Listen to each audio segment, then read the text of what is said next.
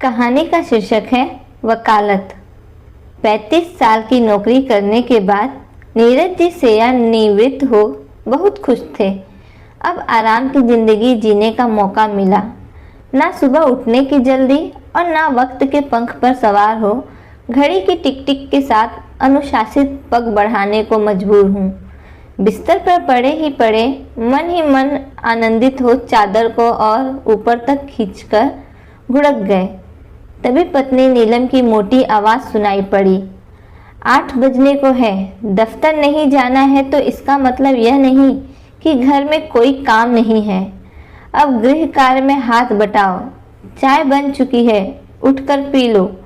कल से रसोई में भी हाथ बटाना है। अब मुझे भी दौड़ दौड़ कर कॉलेज नहीं जाना पड़ेगा, कहकर नीलम नहाने चली गई। नीरज जी के मंसूबे पर पानी फेर गया। अब अक्सर नीलम कभी माली से काम कराने की जिम्मेदारी दे देती थी तो कभी बाजार जाने को कह थैला थमा देती थी। प्यार भरे नोक झोंक के साथ जिंदगी की गाड़ी आगे बढ़ रही थी। कुछ दिन बीत गए। एक दिन नीलम को कॉलेज से आने में देर हुई। आज इतनी देर कैसे हो गई? थोड़ा अस्पताल चली गई थी नियमित जांच के लिए। अच्छा, पर बता देना चाहिए था। अब अक्सर नीलम थकी थकी सी रहती थी। नीरज जी के पूछने पर यूं ही टाल देती थी। नीरज जी ने नीलम में एक बदलाव देखा।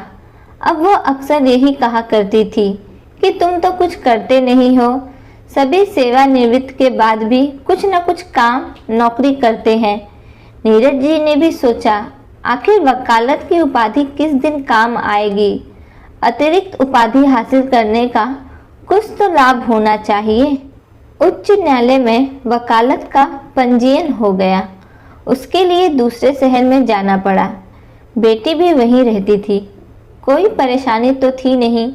सप्ताह में 4 दिन अदालत जाते थे और 3 दिन पत्नी को यह एहसास दिलाने के लिए घर जाते थे कि मैं भी नौकरी करता हूँ।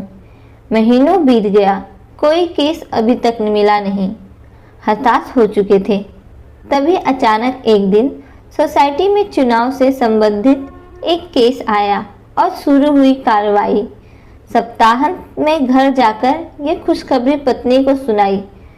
पत्नी के चेहरे पर मुस्कान तो थी, लेकिन वो मुस्कान फीकी थी। नीरज जी ने कॉलेज की व्यस्तता समझ उसे नज़रअंदाज कर दिया। धीरे धीरे वकालत चल पड़ी। नीरज जी व्यस्त होते गए। इसी तरह 7 महीने गुजर गए।